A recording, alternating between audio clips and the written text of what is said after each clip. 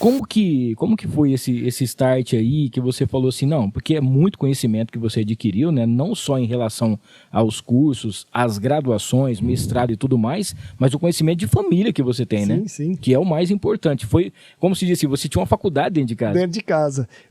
Eu aprendi muito do que... Eu fiz uma faculdade muito boa, considerada a melhor faculdade de odontologia do Brasil, mas muito eu aprendi também com meu pai ali acompanhando o dia a dia clínico, porque você vê todas as complicações que podem acontecer no seu dia a dia. Sim. E aí, cara, você vai adquirindo conhecimento. Eu estou há 13 anos de formado e eu falo, não parei um ano de estudar, sempre foi um curso, alguma coisa, especializações, fiz 2 especializações, mestrado, cursos fora.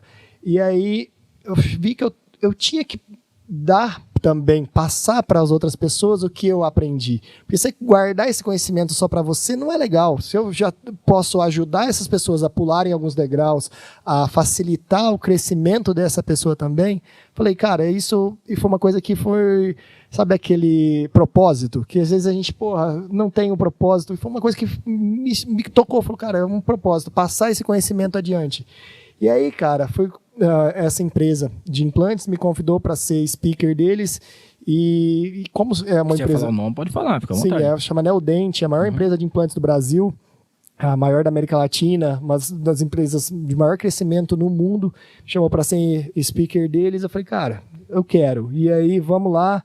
E aí, doutor, você tem que estar disposto a rodar o Brasil. E aí, cara, vai indo.